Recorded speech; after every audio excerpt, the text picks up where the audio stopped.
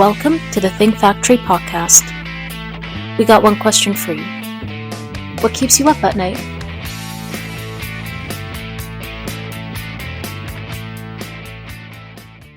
Welcome to the Think Factory's Workplace Podcast, powered by OGC Solutions, the podcast where we explore the ever-evolving landscape of workplace dynamics.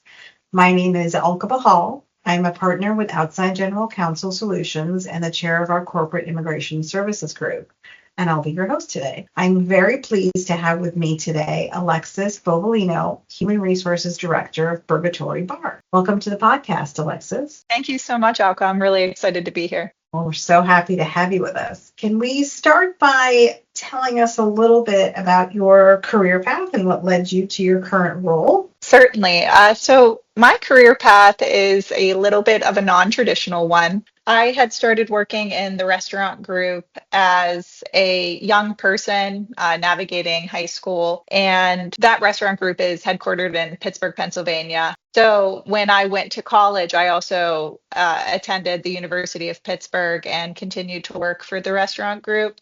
I was able to intern with the group, and then I left and did some other things. I interned in the career office at the University of Pittsburgh's Business School.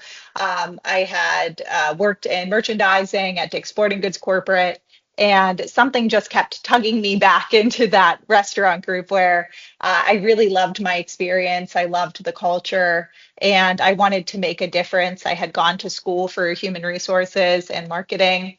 And so when the role opened up in 2019, our partners tapped me on the shoulder to see if I wanted to interview for the role. So as a very young person, I really took a big risk and joined the Burgatory team in the HR role to build the HR department. And it sounds like you've done a great job. Tell me a little bit about the organization and how big it is now. Thank you so much. So we currently have 7 restaurants across the greater Pittsburgh area. We employ between 400 to 500 employees, and we are very thrilled to report that we recently won the Best Burger in PA by Reader's Digest and Love Food magazine. So from a product standpoint, we're very proud of the work that we've done there. And then with the employee management and people side, I'm really thrilled about some of the recent stats on our culture surveys, as well as just some of our recruiting and hiring efforts. So we receive anywhere between 3,000 to 4,000 applications a year. 34% of the folks we do hire loved their dining experience so much that they were encouraged to apply and then achieve the position.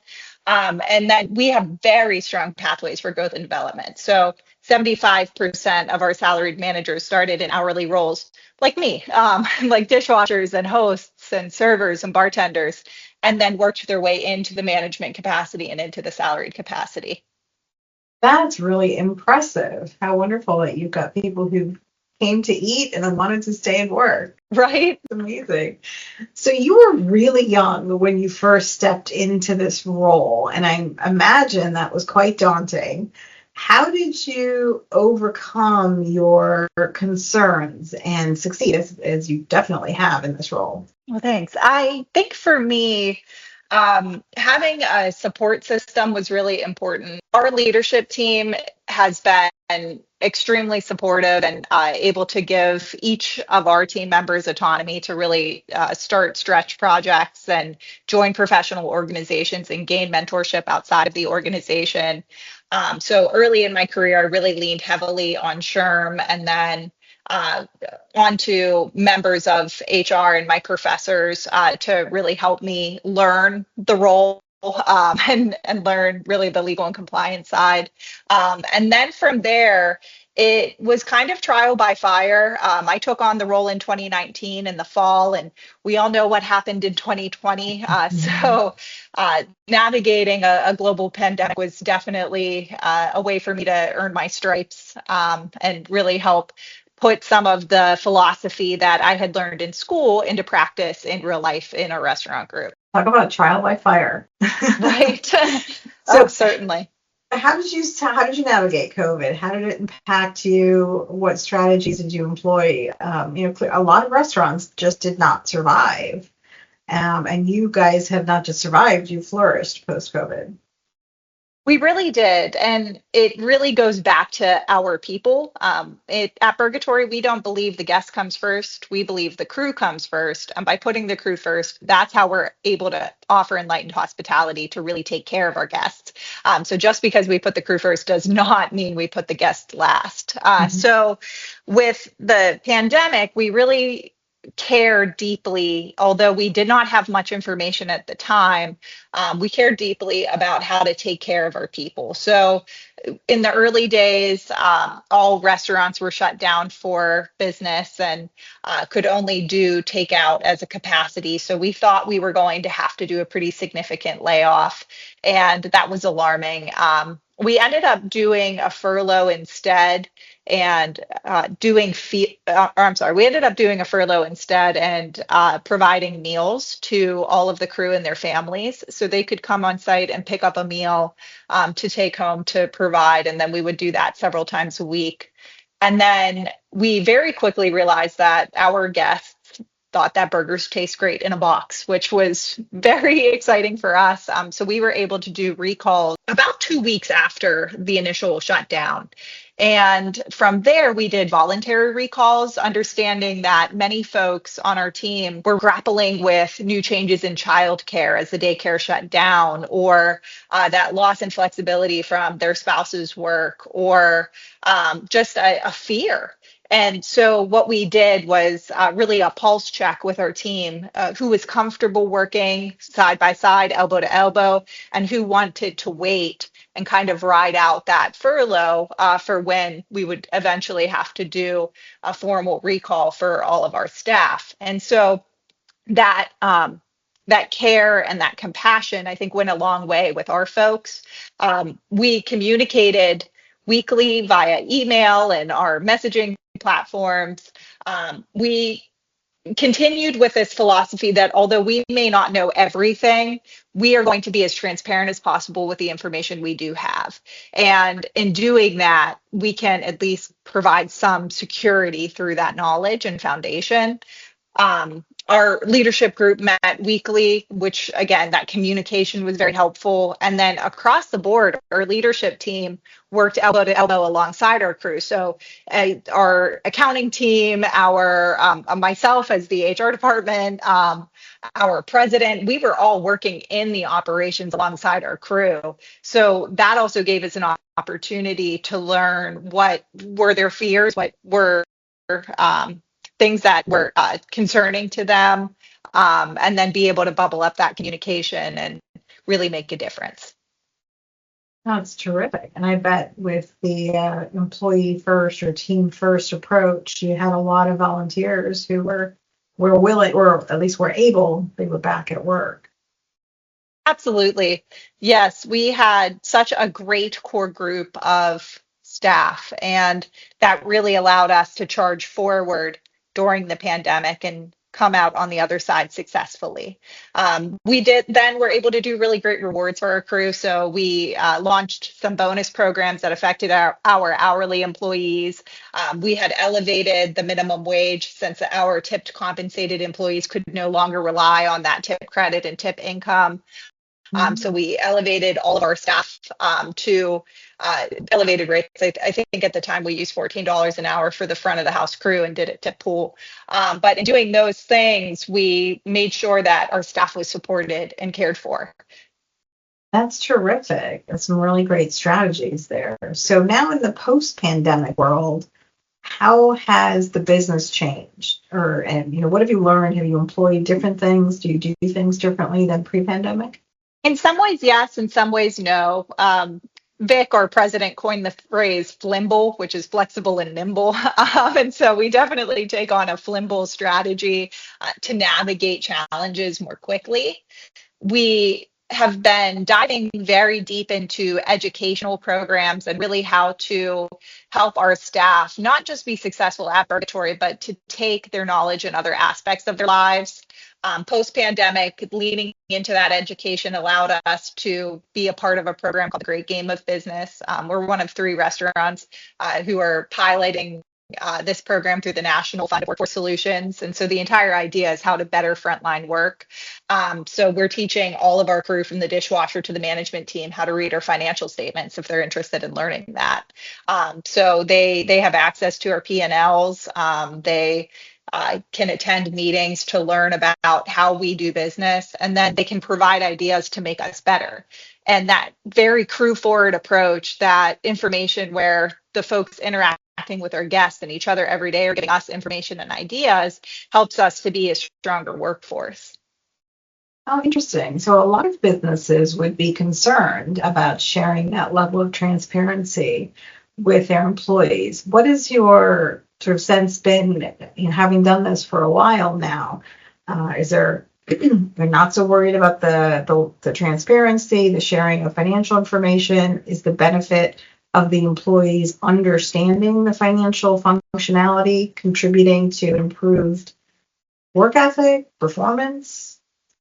It certainly does. People in general support what they help create. And if they can really start to think like an owner and think about the things that our leadership team cares about, they have more pride in the work that they're doing. They feel a greater sense of fulfillment by being a part of this work. And so it becomes less about selling a burger to a guest and more about creating a great experience and being proud of their livelihood. So we thankfully have not seen really a negative environment from sharing our financials. Instead, there's a greater sense of common purpose and a greater sense and understanding that things are really expensive. Our rent is expensive. And right now in the economy, we're facing a ton of downward pressure. There's, obviously an increase in tariffs, which can affect our paper products. There has been an increase in the cost of utilities. There's been an increase in the cost of healthcare. There has been downward pressure on wage, and the strength of the dollar to our crew taking home that net pay has decreased. And so there's even more financial pressures in the home. So all of those things happening at the same time across not just Pittsburgh, Pennsylvania, but the entire United States has really affected folks. And so then to connect that to, hey, this is happening in the business too, and here's how we have to get smarter. Here's why we're making the decisions we are, helps us all really march to the same beat. That makes a lot of sense. So you really developed, in my opinion, an interesting and effective leadership style. So can you share with our listeners, what traits do you believe are essential for effective leadership in the workplace today? Curiosity is certainly something that I think is important as a leader. At this point in time, the world is changing so quickly, whether it's changes in technology or even as the newer workforce comes on, changes in culture. And I think as a leader, we have to be curious to learn how those changes affect us and what we can do to understand and really win in that environment. I think active listening is really paramount, and a culture of empathy in which we want to see others succeed, and in that success be able to share in that and succeed ourselves. So I do think those traits are important for a leader. In general, I think that upholding standards and ensuring that the crew can rise to meet those standards is important. I see a lot of leaders in this current environment have a sense of fear in upholding standards, and I think that that's a myth. And in general, folks care deeply and they want to do a good job. So that transparency and communication is extremely helpful. Of course, that makes a lot of sense.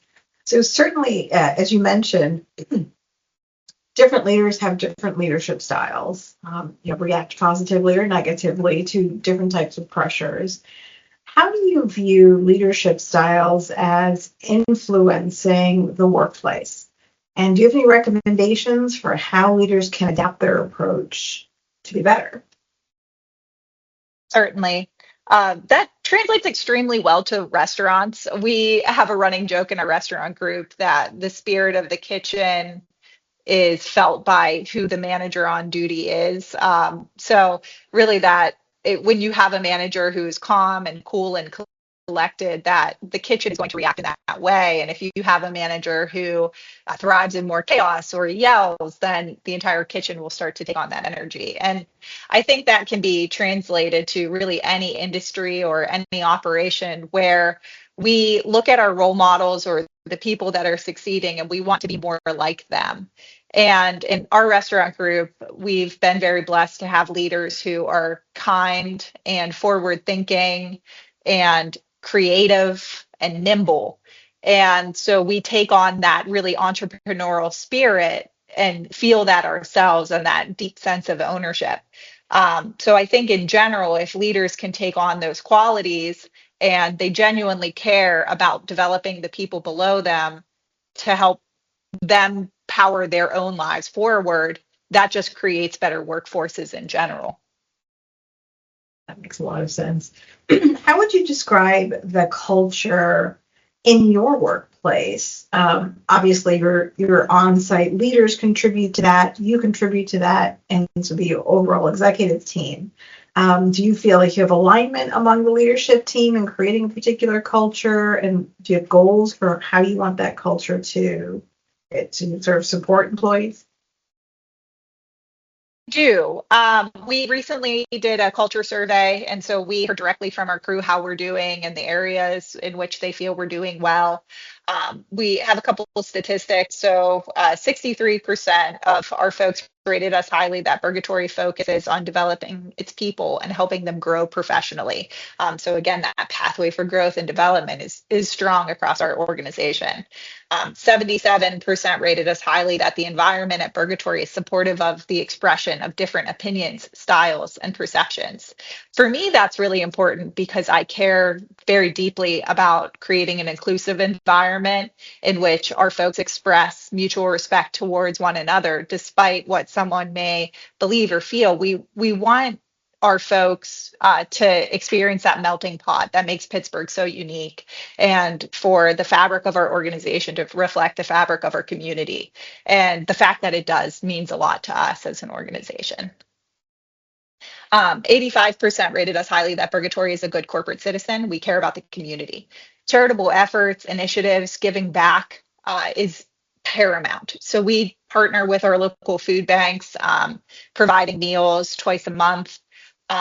We run special shakes that benefit local causes. For example, we just ran a turtle shake to benefit the zoo, which if you've ever been to the Pittsburgh Zoo, it's a really great place. And so we were trying to help the sea turtle exhibit.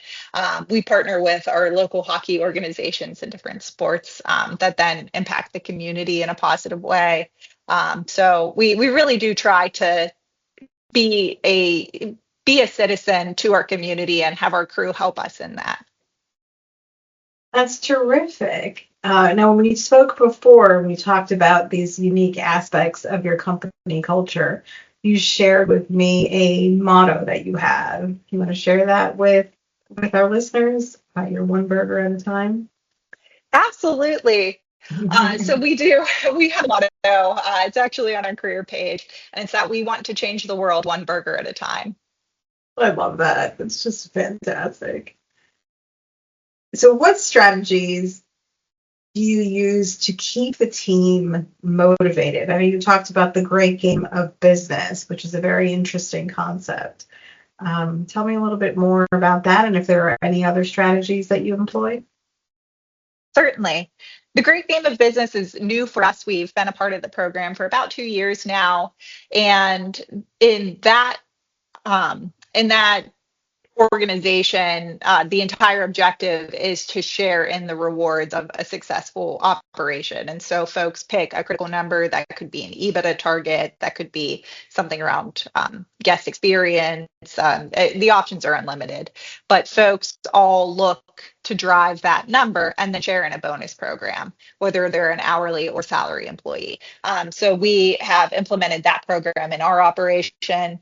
Of course, like many organizations, we have key performance indicators and bonus programs around that, bonus programs around lending a hand. And then on top of that, we really foster that spirit of development. So we have different coaching programs. One of them is called a pathway program. So if folks are interested in learning how to be a bar manager or progressing with the organization, we have competency checklist and training around being able to achieve that role. If our team just really wants to learn more about the roles that they have now, our beverage director does a really nice job bringing in folks in the beverage industry to do that educational work and training with them. And then on top of that, we really work on the soft skills. So we do a lot of training on mindfulness, on handling and de-escalating experiences with our crew and guests, and really how to balance our lives. So we are really centered on work-life balance. Work is a very important side of that equation, but so is that fulfillment outside of work. And so we do training with our new managers on how to set one another up successfully so that they can go home and enjoy their families and that the restaurant is protected, which in restaurants I think is very different. Yeah, because you have so much interaction with your customers. And this goes along with the theme that I hear more and more often in workplace dynamics about recognizing that employees bring their whole self to work, and we can no longer ignore parts of ourselves when we are at work. We have to deal with everything we have to deal with to be fully present and interact. And in your industry where customer service is paramount, cranky employee is not going to make for a great experience if that employee can't emotionally regulate. Right, absolutely. And that's where we've been really fortunate to have a great employee assistance program too. And that's where, we can uphold that standard of coming to work with a positive energy and being, we call it swan-like, but you look graceful as you run through the dining room, but your feet are paddling like mad underneath. And so in our restaurant group, that behavior is really important. And so we want our team to feel supported, and we want to be able to help them through some of life's challenges. In the restaurant industry in general, folks a lot of times are looking for a second chance. Maybe they had some criminal activity in their background and they're taking a new chance on life, or maybe there was some substance use disorder and they're in recovery. And we want to be supportive of the next part of their journey as they navigate finding a better way forward. And through our employee assistance program, we've really been able to help achieve that. Very impressive. So what skills do you think are most critical for employees' success in the workplace? Training and development, certainly. I think the employer has a responsibility to offer good programs, to give the knowledge, the skills, and the resources to folks. And then I think when the employee comes into the operation, having an open mind and being a sponge and receptive to that coaching is very important. We believe in having a good work ethic, and that if you come in with the willingness to learn and work hard, that you could really do anything you set your mind to. Very true. Very true. It kind of goes with that adage of hiring for attitude as opposed to skills. Absolutely. We can teach the skills. You can learn the skills. That's right.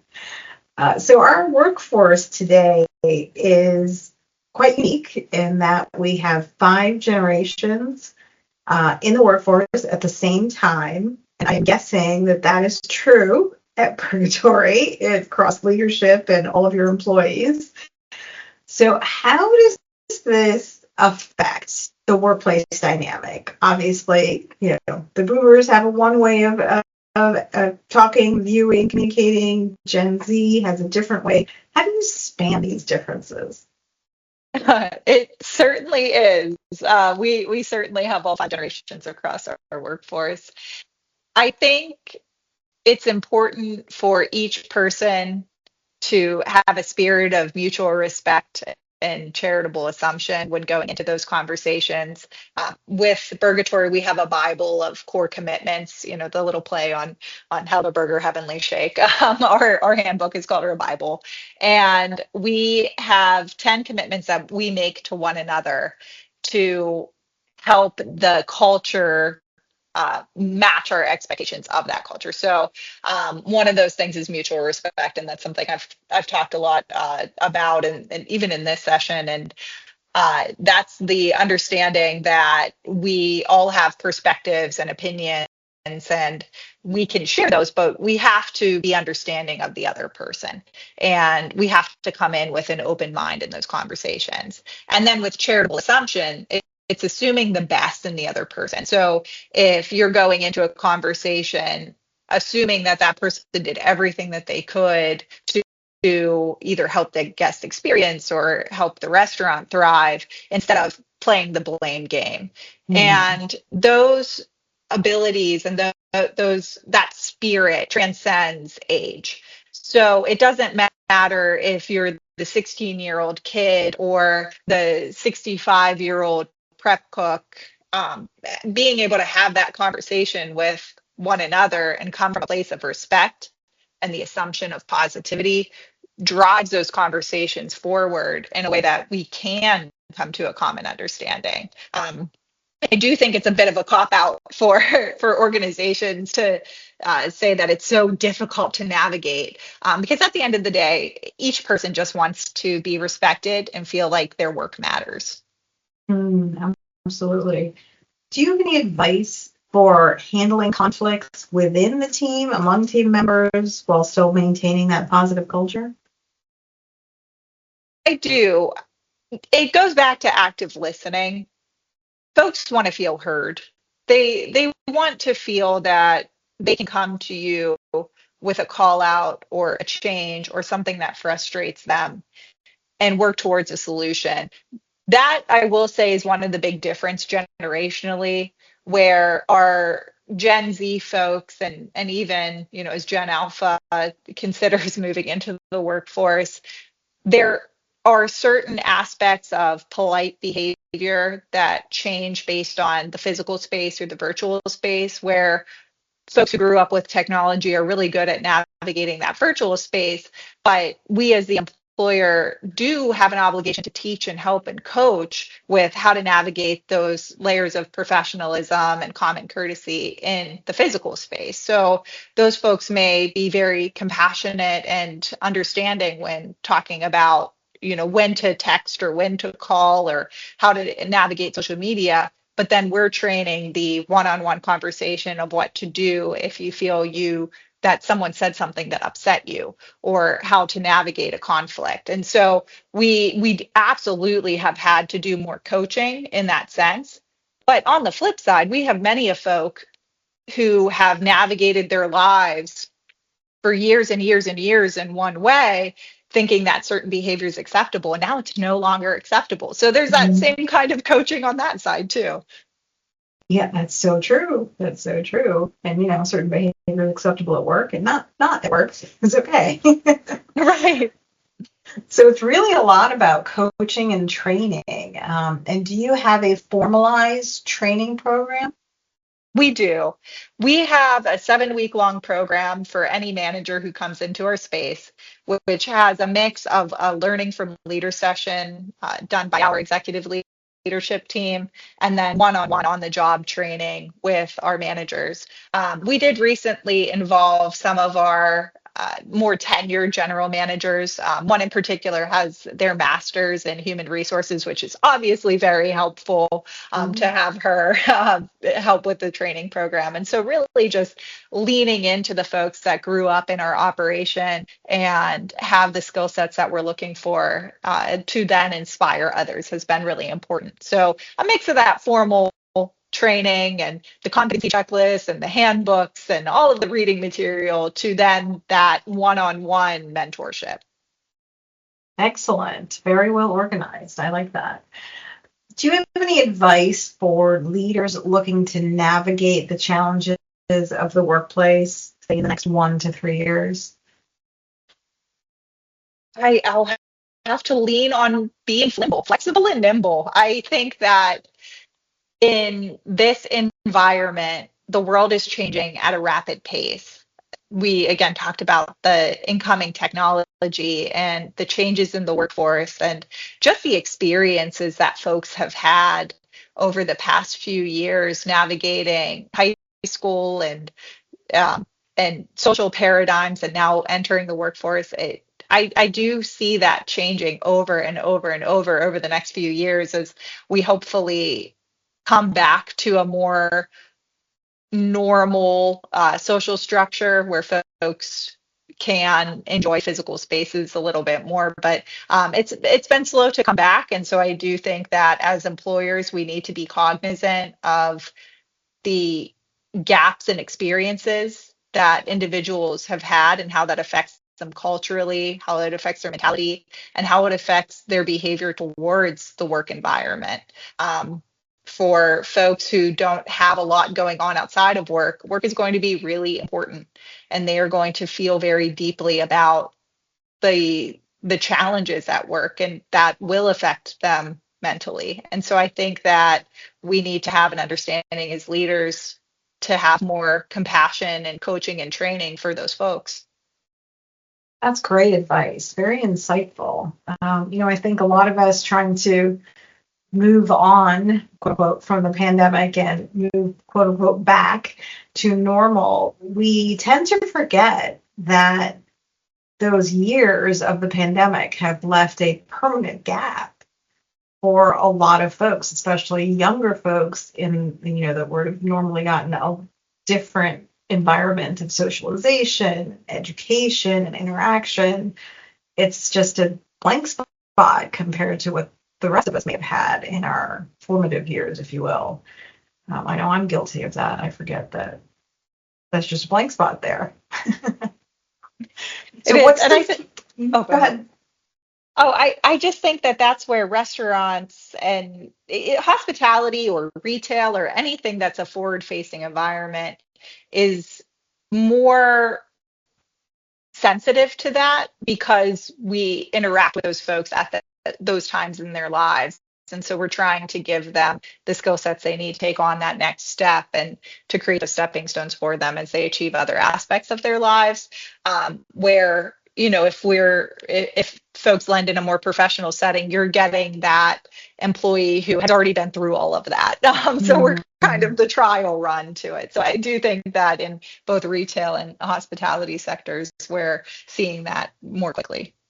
I like that. And it's a very holistic approach to your employees, which is really unique. So what does the future look like for Burgatory? Plans for growth, expansion, particular challenges we're going to take on? Growth is certainly our hope and something that drives us every day. In 2025, we're looking to strengthen our EBITDA. As I mentioned, with the current economy, there's a lot of downward pressure on our costs. And so our management teams are navigating that in a much smarter way than they have in the past. I'm really proud of the team right now.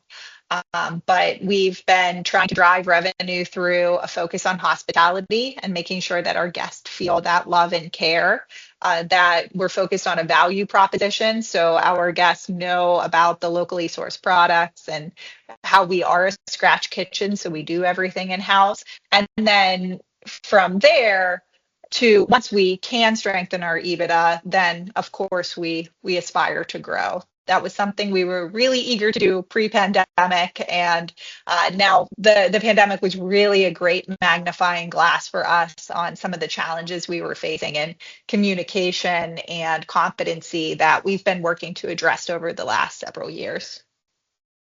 Impressive. And what about you personally? What are you looking for in 2025? Well, for me personally in 2025, I have a few ambitious goals. My colleague and I are going to the National Restaurant Show to have a conversation with colleagues across all restaurant groups. That's headquartered in Chicago, which it's a really great show. And we're going to be talking about financial literacy and creating better work environments for frontline crew. So in general, my big goal is that we continue to make the workforce a great place for frontline teams.